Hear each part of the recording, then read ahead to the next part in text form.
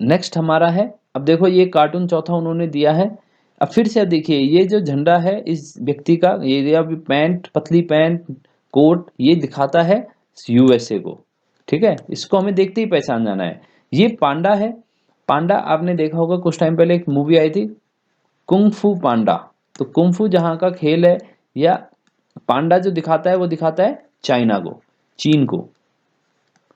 ठीक है, संयुक्त राज्य अमेरिका और चीन। अब बीच में ये देखिए लिखा भी हुआ है इसके ऊपर, और इसके ऊपर ये झंडा भी बना हुआ है।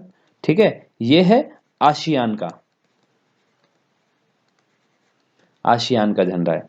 तो अब देखिए कार्टून क्वेश्चन क्या पूछा गया है, बहुत आसान क्वेश्चन है कि ऊपर के चित्र में कौन सी संस्था रस्सी के सहारे चलती है। रस्सी के सहारे कौन सी संस्था चल रही है, तो बहुत आसान, आसियान। ठीक है, सिंपल एक शब्द में उत्तर लिखना है, आसियान।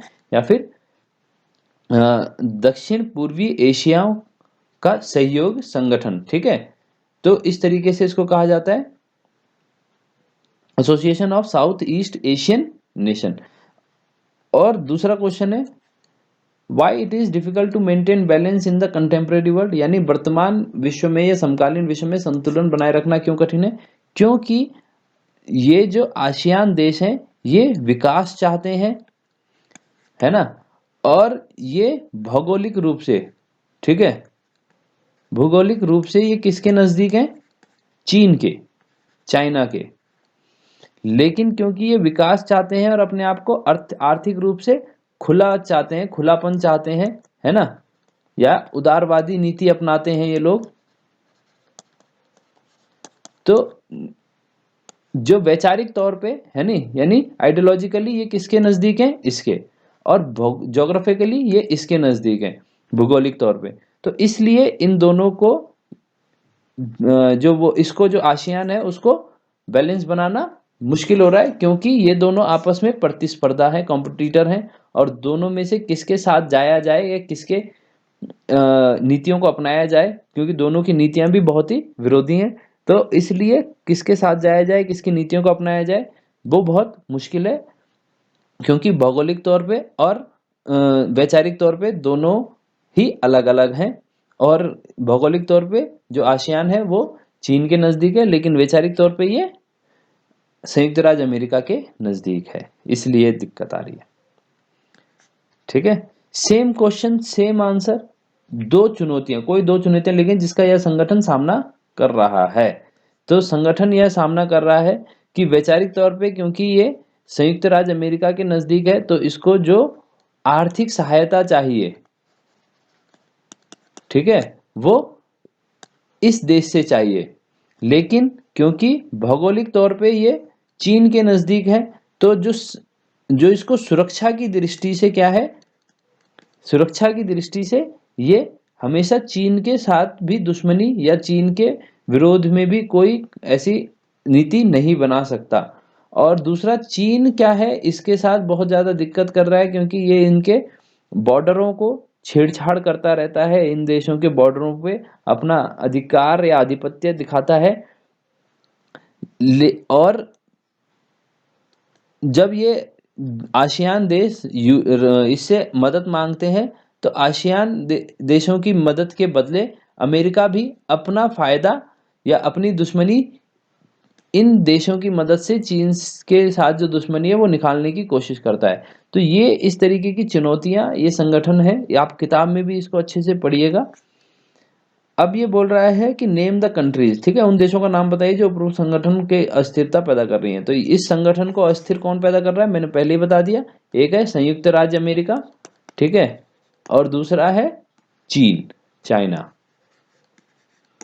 तो ये इस तरीके से क्वेश्चन हमें देखने हैं। लास्ट है, देखो ये 5 ही क्वेश्चन इन्होंने दिए हैं। अब देखो ये एक चित्र इन्होंने दिखाया है, जिसमें क्या दिखाया है, ये आपने कभी जादू का खेल देखा होगा, तो जादूगर क्या करता है, एक बक्से में एक लड़की को बंद करता है और फिर उसको बीच में से काट देता है।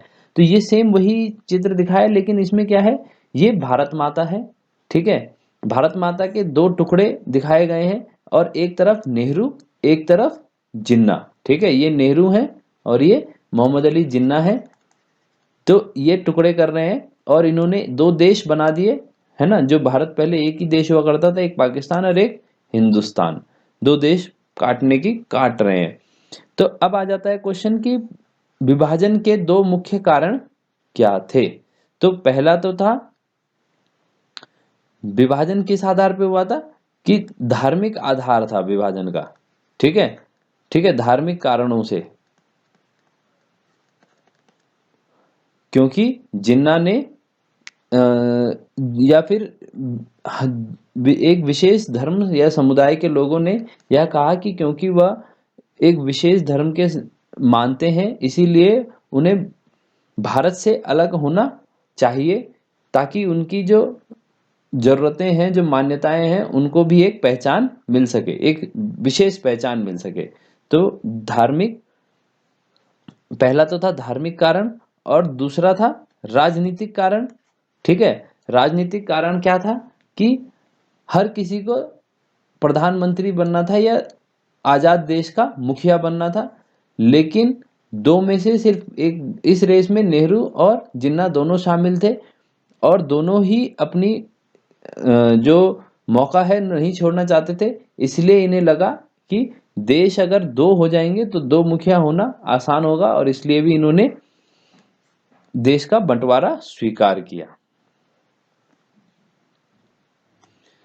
ठीक है, इसके अलावा एक कारण ये भी है कि मुस्लिम लीग के साथ कांग्रेस का काम करना बहुत मुश्किल हो गया था, जिस वजह से भी कांग्रेस को भी ये लगा कि मुस्लिम लीग के साथ काम नहीं किया जा सकता एक देश में रहकर या एक ही संसद में बैठकर, जो कि उन्होंने झेला था 1946 के बाद जब अंतरिम सरकार बनी थी। तो इसलिए भी विभाजन किया गया। तो इस तरीके से आप कोई भी दो कारण लिख सकते हैं। दूसरा क्वेश्चन है कि द्विराष्ट्र सिद्धांत या टू नेशन थ्योरी का आधार किस आधार पर प्रस्तावित किया गया था। फिर वही उत्तर कि धर्म के आधार पर, है ना, हमें एक अलग देश होना चाहिए। तो एक विशेष धर्म या समुदाय या विशेष धर्म को मानने वाले लोगों ने इस तरीके की बात कही थी। तो ये धार्मिक आधार था। आप, ऐसा नहीं है कि एक क्वेश्चन का आंसर एक ही बार या एक ही तरीके से, वो अगर क्वेश्चन का आंसर दोबारा वो दूसरी तरीके से पूछ रहा है क्वेश्चन को, तो आप उसी आंसर को थोड़ा सा उसी क्वेश्चन की भाषा में बदल के भी लिख सकते हैं, इसमें कोई गड़बड़ी नहीं है। नेम द टू स्टेट्स, उन दो राज्यों का नाम बताइए जो इनमें से किसी का हिस्सा बनना के लिए, ठीक है, स्वीकार नहीं थे, जिनको को बिल्कुल भी ये पसंद नहीं था कि वो किसी, या अनिर्णित था, मतलब वो डिसाइड ही नहीं कर पाए कि वो किसके साथ जाएंगे। तो दो राज्य हमें पता है, ऐसे कई राज्य हुए उस समय तो, लेकिन सरदार वल्लभ भाई पटेल की वजह से पूरा देश एक हो पाया। लेकिन फिर भी कुछ राज्य जो रह गए थे, जिसमें था जम्मू और कश्मीर। जम्मू कश्मीर के राजा डिसाइड ही नहीं कर पाए। ठीक है, और दूसरे थे हमारे हैदराबाद। तो ये दो का नाम आप आराम से लिख सकते हैं। ठीक है, इसके अलावा जूनागढ़ भी है। ठीक है, तो इस तरीके से आप लिख सकते हैं कोई भी दो नाम। अब ये बोल रहा है लास्ट की, name the prominent political leader who oppose the partition. कौन से ऐसे नेता थे जिन्होंने विभाजन का विरोध किया था। तो विभाजन का विरोध किया था, आप एक नाम को हमेशा याद रखिए, इनका नाम है खान अब्दुल गफ्फार खान। क्योंकि ये एक सिंध जो प्रोविंस था, हमारा सिंध प्रांत था, वहां के ये बहुत बड़े नेता थे। इनको फ्रंटियर गांधी के नाम से भी जाना जाता था।